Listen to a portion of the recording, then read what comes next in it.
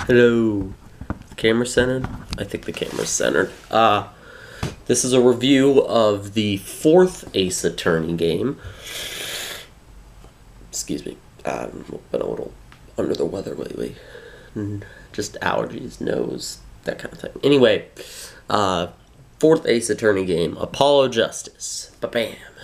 So Apollo Justice is an interesting one because it's like there were the first three and they were a trilogy and they sort of told a continuing story, but Apollo Justice is like its own separate thing.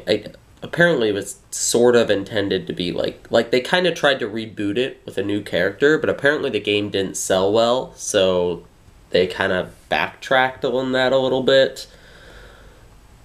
But they sort of try to reboot it with a new attorney, Apollo Justice. His name's is an even less subtle pun than Phoenix Wright. It's not even a pun. His last name is literally just Justice. So Apollo Justice, Ace Attorney, name of the game, name of the character. It was good, or I mean it was up to par. Like it was as good as any Ace Attorney game, but I feel like it was probably the weakest one I've played. It's not to say it's bad or even like mediocre. It's really good. It suffers from the same thing Justice for All does. There's only 4 cases. There's not 5. The cases aren't that memorable, other than the first case and the last case, oddly. Although, well, I don't know. The third case is probably my favorite one, but the first and the fourth are the only like really important ones. But there's no standout amazing case like even Justice for All that people don't like because that's a lot of people's least favorite.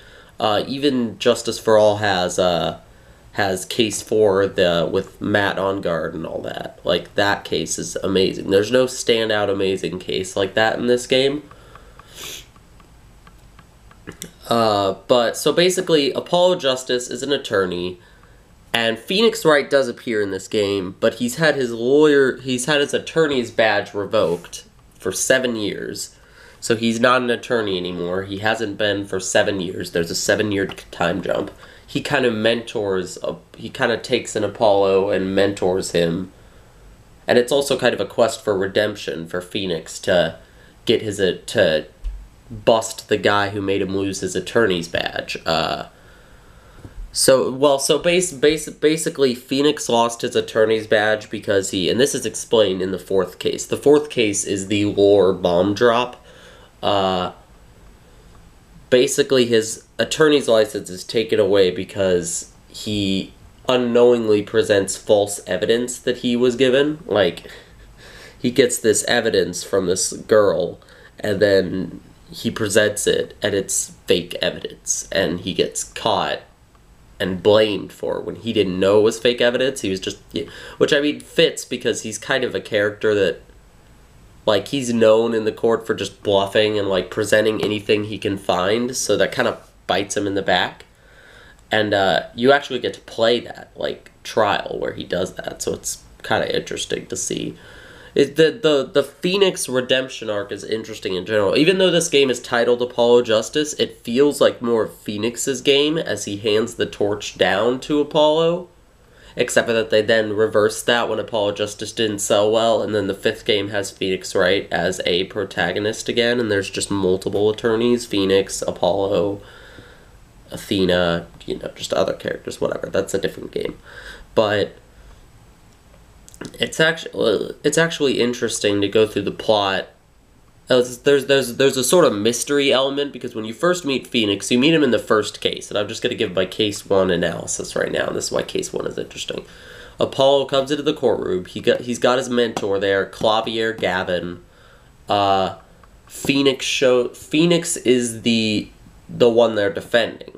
He's been accused of killing a mysterious man named Shady Smith, and it's interesting because you don't really know anything about what happened at this point. You're just like, you go for Phoenix Wright being a great attorney in the third game to suddenly he's like wearing a little cap and like a hoodie, and he's just like a normal dude, but he has this like smug attitude to where he like seems like he knows more than he's letting on. And it's interesting, like his position changes pretty drastically between the third game and the fourth game. And eventually, he ends up turning around the case to where the older defense attorney that you're working with on the case, Clavier Gavin, he ends up kind of accusing Clavier of committing the crime. And I'm not going to detail it any more than that, because I don't want to spoil things necessarily. If you're just like, at some point I'll start talking spoilers and then warn it, but. So it's kind of the interesting, it's like the start to Phoenix's mystery, and then at that time you don't really know anything about Phoenix. You end up like switching sides kind of from Clavier to Phoenix. It's a far more interesting first case than most of the first cases are just kind of like boring tutorial cases, but this is actually like story-wise, for the overall story of the game, it's the second most important case after the fourth one, which is not... The only other game I could think of that did something similar was Trials and Tribulations had the first case be like a Mia flashback case that ended up being important to the plot. And again, I've already given my thoughts on the way they structured the Mia flashback cases and that stuff in Trials and Tribulations, so you can watch that review if you want to know. But like, it's just interesting. That was probably one of the better cases in the game, actually. It was concise, interesting, the mystery intrigue element was really it, and it kicks off this like, it's an excellent thing with the whole game. You're like wanting to know more. You're questioning everything about Phoenix, like how did he get to where he is now? And you don't find out until the fourth case. Spoiler alert. The second and third case are filler, which is kind of I wish they like more slowly expanded the story, but I mean that's normal for Phoenix Wright games where you have the last case and the first case be really important plot wise. Heck, Justice for All really doesn't even have an overarching plot, so like it's not that unusual. But first case, really good. Second case, I'm gonna kind of go into spoiler territory, but overall I recommend you play the game. Oh wait, no, I'm not going to this. I forgot, I'm not even close. Rewind, I'm done. But it's really interesting to see the development of Phoenix's story and like how you eventually learn everything that he like already knows.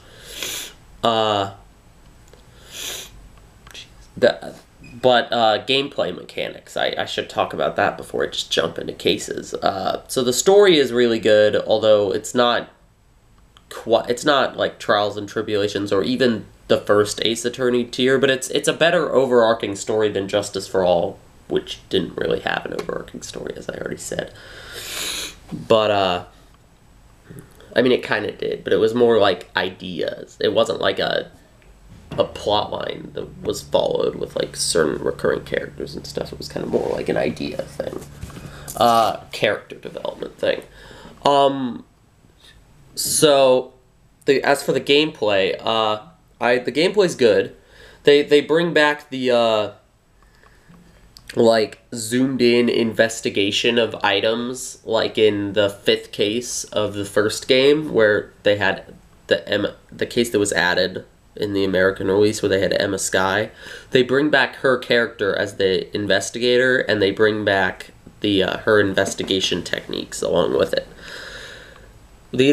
As for Emma being back in the game, I mean, she's good, but she ain't no gumshoe, and she's kind of obnoxious. She has this gimmick where she's like always eating snacks, and they have like munching eating sound effects, and they're kind of gross. She's just kind of like a little bit obnoxious in this game. I But I mean, Gumshoe could be. Gumshoe's probably homeless because he always gets pay drops, or he's just hanging out with Edgeworth. Who knows? But yeah, Gumshoe's not in this game. I kind of wish they just used Gumshoe again, but I could kind of understand why they didn't. I think Eva's cool. I just wish they characterized her a bit better. The investigation stuff is cool, although sometimes when you investigate an object, you have to click on a really weird specific spot to be able to get information about it, and it's kind of annoying. But like it's cool that that's an option. There's also the new Psycholock X-esque mechanic. Apollo has an ability involving a ring on his arm, or I guess it's a bracelet, not a ring, but I think they call it a ring in the game a lot, which is kind of confusing, but whatever. And it basically allows him to like sense when people are lying sometimes, like their nervous ticks when they are lying, like their twitches and stuff. Did not like that mechanic at all. It was annoying. The way it was controlled was just really bad. It was like touchscreen based, but it actually felt easier to control with the D-pad because like it was touchscreen based, but the way it responded to the stylus movement was in like 8 directions, as if you were using a joystick or a D-pad. And so like you would try to move so basically what happens is you get a zoomed in version of the portrait of the character. You've got a little circle that is like an eye, and it's the ring, and you like scan their bodies as they talk to try and find the thing. And it's just really annoying because like it doesn't control well. Like you can't slide it quickly because it's kind of operating on like D-pad. It feels like it should be done with the D-pad, but why? Like this one is supposed to focus, like Apollo Justice otherwise tends to focus on the touchscreen. So why does this ring mode control better with the D-pad? Also, sometimes the nervous ticks are like so small you can't even see them when you have the ring on them. Like I remember one was like some girl's neck like bulges a little bit, and I literally couldn't see it like even after I found it, aka looked it up online because I couldn't freaking find it. And they give you like whenever they use it, they give you like an entire testimony to work with, like with 5 different statements. You have to figure out which one of the statements in which part has the lie, and it's just, in one sense, I was bad at it, but I also don't think it was very well utilized. A cool idea, but not very well utilized, which was kind of unfortunate. Like whenever I got to it, it would just be a major roadblock for me, except for the first time they use it, because they make that one pretty obvious because it's like kind of a tutorial. But after that, just every one that I got to was a major roadblock, and it really dragged it down for me. So the little things like that, just having only 4 cases, not having a standout amazing case, that mechanic not being very good, some of the characters being kind of boring. Case 2 in particular just doesn't have interesting characters, really. It's just all that kind of, the lack of like a lot of cool staple characters like Gumshoe just kind of makes this one feel a little bit lackluster in comparison to the original trilogy. Not bad, not mediocre, just a step down from what came before. I still recommend playing it though. Especially if you're interested in playing like the other games afterwards, Dual Destinies, Spirit of Justice, which I heard is really good. Haven't gotten to yet. I've started Dual Destinies. Be a review coming on that when I finish it, or more likely like 3 weeks after I finish it, because I'm really bad about reviewing things on time. But good game. Not as great as the previous 3, but still absolutely worth playing and a fun time. Now I'm going to go into a case-by-case analysis of the other cases. I kind of already went over the first case, but I'm going to go into more detail now, so it's spoilers. Click away. So, just to recap the first case, basically, the fact that the defense attorney who's helping you, Clavier Gavin, ends up being the killer, because he does. I didn't say that earlier because it's spoiler, but I mean, kind of figured it out. And then Phoenix ends up kind of taking, like you almost switch sides. Like, at first you're working with Clavier, and then Phoenix turns you against him, and he's the killer. And then there's some vague stuff where Clavier's like, is this revenge for what I did to you, Phoenix? And it's, like, really vague on purpose to continue the mystery element that I mentioned I really liked. And then Phoenix takes you under his wing, and that's really cool. So then you get to the second case, which is the first case that Apollo has working under the Write Anything agency. Phoenix's talent agency, and that he's kind of turned that because he's not a lawyer, so he's not going to have a law firm, and he has this girl living with him who he says is his daughter, and she calls him daddy, but it's really weird because, like, you immediately get the sense that, like, they're just not father. So, like, where's the mother? Why does she call him daddy and not just dad or, like, something like that? But I mean, although that one's never really explained. It's just kind of a silly comedic thing. But and it's just, like, the age difference even. Like, Phoenix is only I think, like, maybe in his 30s in this game, and Trucy, his daughter, is 15. So, like, he would have had to have this daughter before the previous games. So where was she all that time? When you played the previous games, it makes it even more questionable. Like, you're like, they can't be actually father and daughter.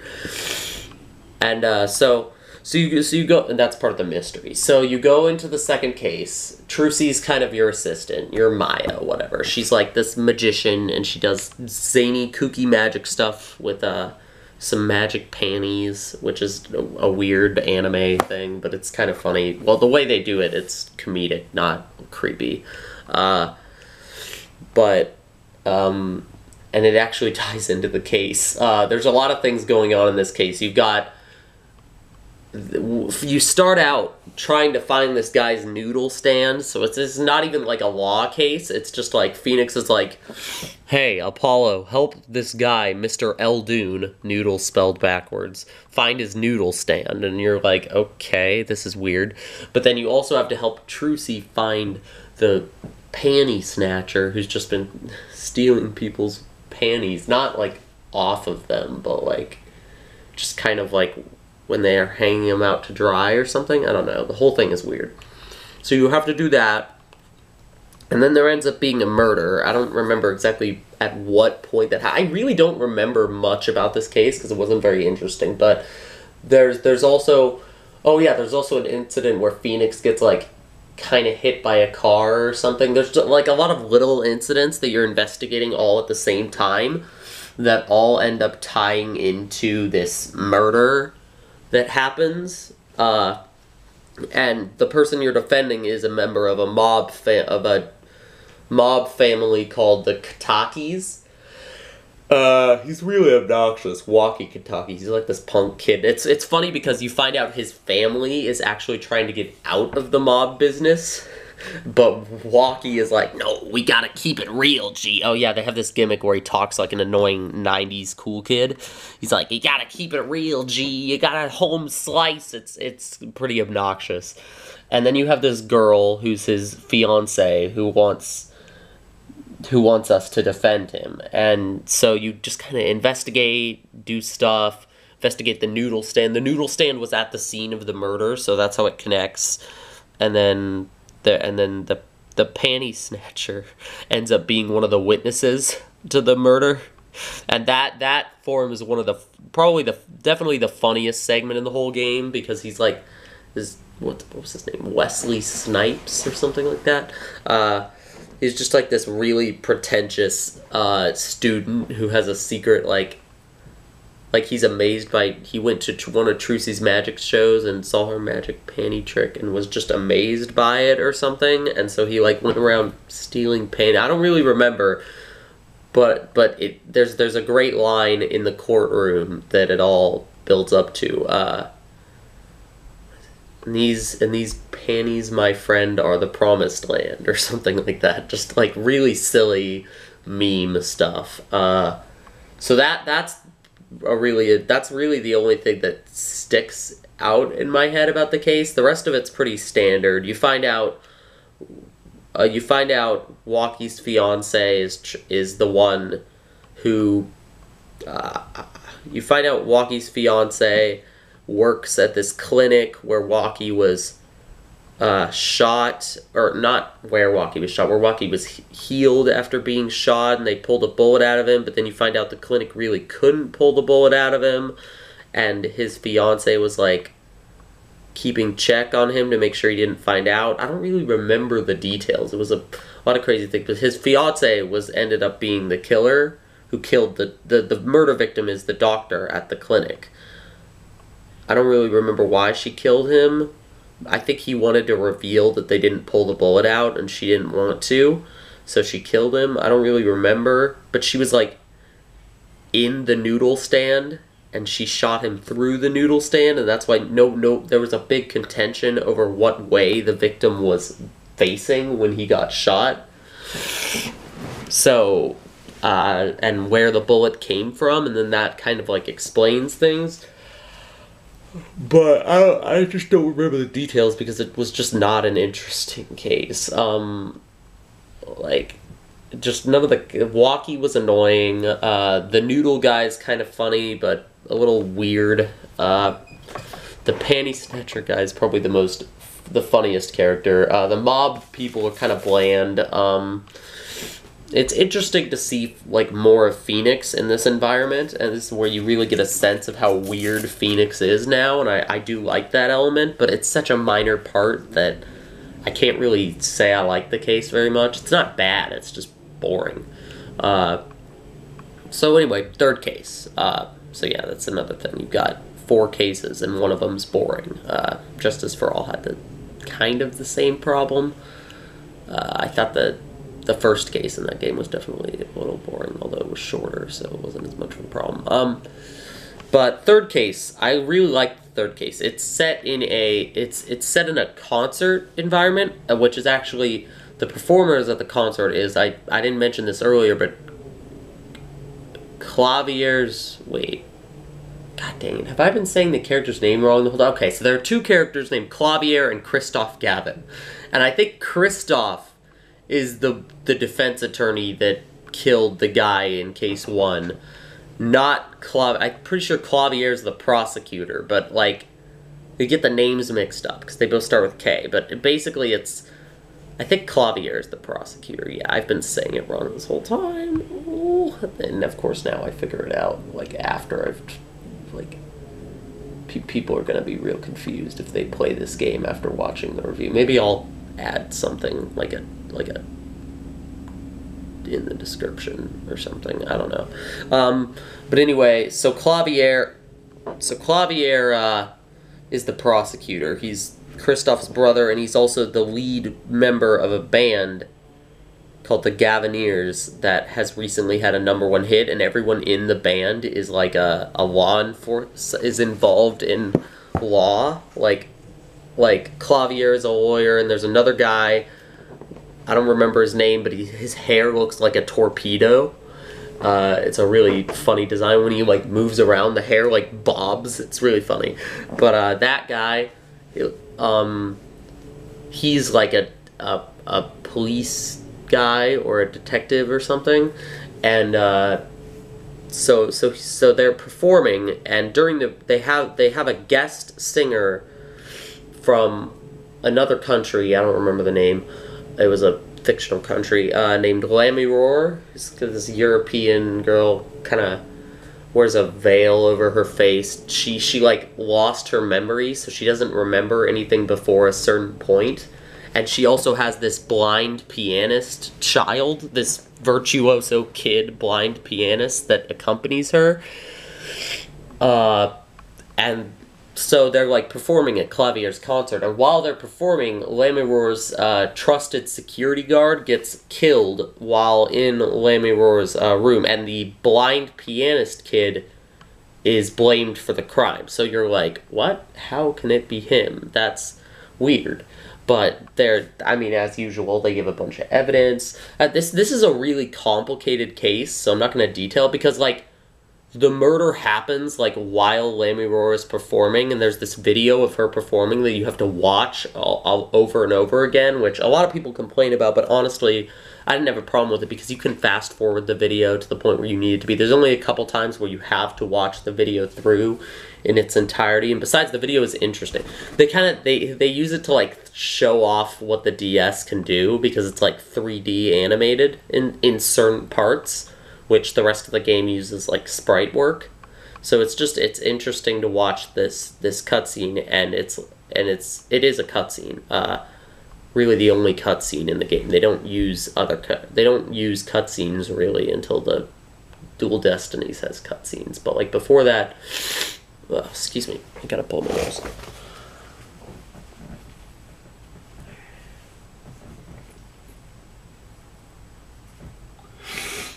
Ugh. Sorry, fam. They really don't use... Just throw it away. They really... Where was I? They really don't use cutscenes except for this, so it's just kind of cool to see the cutscene. You could fast forward it. It ends up being important. There's also the Gavanir's song, which is also used as Clavier's theme in-game. Guilty Love plays a part of it. Like, there's a mixer where you can, like, play the music from it, and with the touchscreen, and, like, isolate different sounds in the music, and that's really fun. And it also ends up being important to the case in that it reveals when the gunshot that killed the security guy happened, like, because you, like, can hear it in the music. And oh my gosh, the moment where I'm like I was like adjusting the sliders in the music, and then I hear the gunshot, priceless. I freaked out. Oh my god. It's such a good case. I kind of forgot about it, but oh my gosh, now that I'm remembering it, there's so many good things about that case. Like, just the way it's structured, the way they do it. There's so many twists. It's a very... There ends up being a subplot about the killer killed the security guard because he was...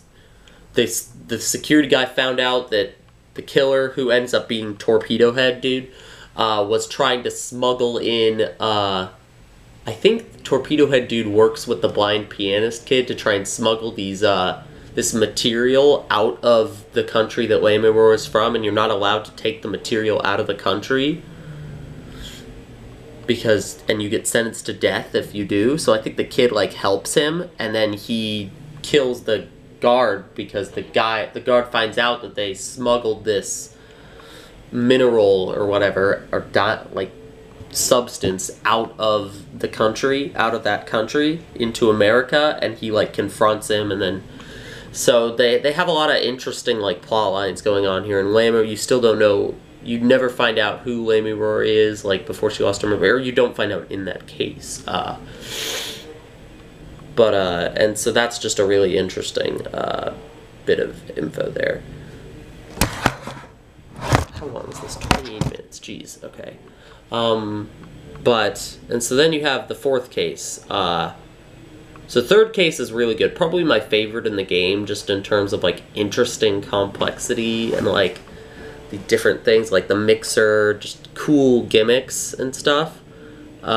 Cool, good characters, all that. Like, it's the full package. You also get introduced to Trucy's uncle, Valant Grimari, or is that her dad? I don't remember. There's two of them. There's Zach Grimari and Valant. Valant is her uncle. You meet her dad later. Like, her actual dad, because, spoiler alert, Phoenix and Trucy are not actually related. But you meet him, you don't really get to, like, he's not really that relevant to the case, but you find out that he's going to be performing a revival of his Troops magic show on that same stage at a later date. So it has some nice setup for the fourth case, because Valant will play a bigger part in that case, and also has some, like, interesting characters. It's just a really solid, good case all around. Now for the fourth case, which is also very good, but I can't help having felt a little underwhelmed by it.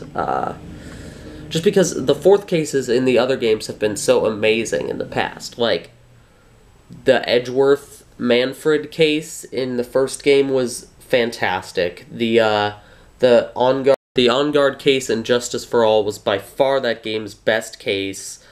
The third game, you could talk for hours about the brilliance of the fifth case in Trials of the final case in Trials of Tribulations, and then the first game basically is a 2-for-1 special. You got Edgeworth's case, which is really good. There's the proper last case to the overarching story, and then an extra case that is also really good. This case, while good and definitely had some interesting and cool stuff in it, was not quite as fascinating of a thing. Mostly because of the way that it's structured. So, Phoenix is organizing a new system for the court under permission from the judge involving a jury, because if you haven't played these games, which, why are you even still watching this far into the video if you haven't played these games? They don't use a jury. Like, you have to prove your client is basically guilty until proven innocent. But here we have a jury system.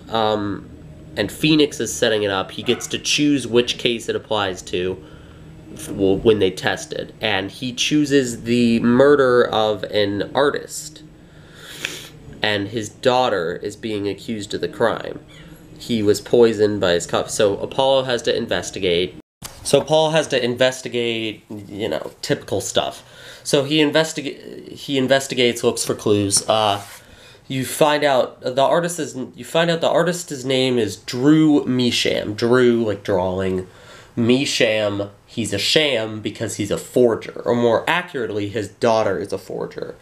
And she's the one that's being accused. And she forged evidence a long time ago for a certain case. I think you can see where this is going.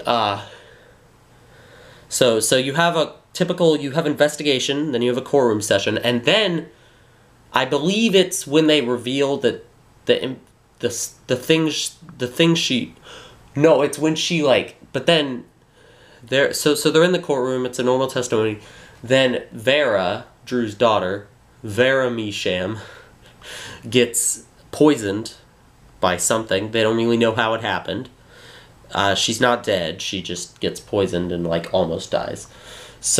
And then it cuts into a very interesting segment where Phoenix Wright is directly addressing you, the player, and you basically get to go through this set of, I think, 8 different events, or 8 different locations. 8 different locations in 2 different time periods. You have 4 locations that are in the past, when Phoenix first got his badge revoked, and 4 different locations that are in the present, or, well, the near present,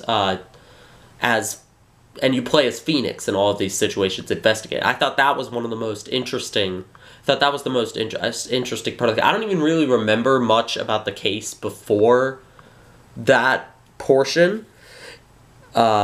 I just remember that portion, and it's nice, that portion kind of fills in all the gaps of the mystery. But the problem is, I feel like it fills in the gaps a little too well. Like, it's great while you're playing it. It's so cool. You talk to all these different characters. You get to experience how Phoenix lost his badge. You get to talk to Clavier, or Kristoff. Kristoff, the one who's a bad guy, not Clavier, the rock star prosecutor. You get to talk to Kristoff while Kristoff is in prison, after we put him in prison in the first case. And you even get to talk to some old like characters from the original trilogy. Like, for whatever reason, at one point you have to talk to Meekins, Officer Meekins from the first game. And you find out that Phoenix originally lost his badge defending Trucy's father, Zach Grimari, for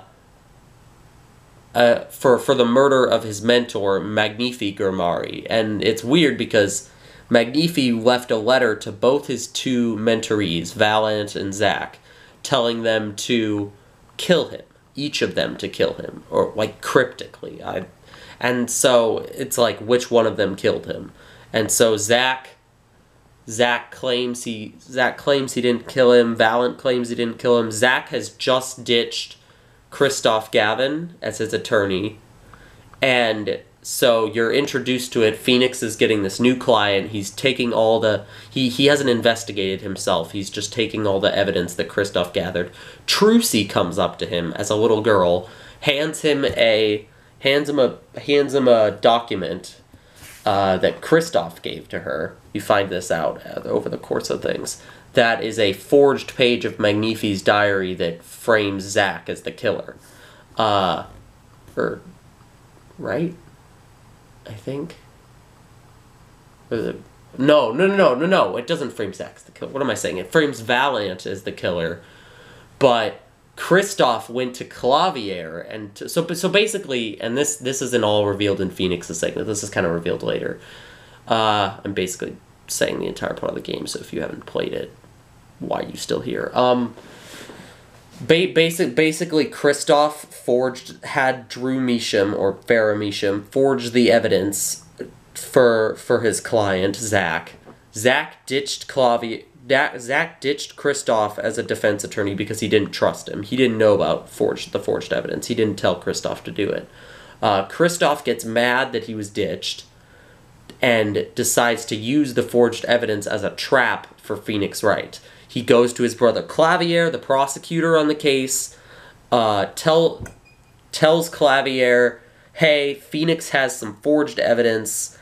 If you see it, stop the trial, call him out. That's what happens. Phoenix presents the evidence. Clavier calls him out. Phoenix gets disembarred, and Zach magically escapes. Not like illusion trickery escapes from the courtroom and it is not arrested. Trucy has no father anymore. Phoenix takes care of her, and that's why she's his daughter in the present. And you eventually investigate. Magnifi shot himself. Neither Valiant or Zach killed him, which Magnifi just seems like kind of a dick. They don't really talk about it. And you find out that Trucy's mother died in a stage accident with them. Her name was Thalassa.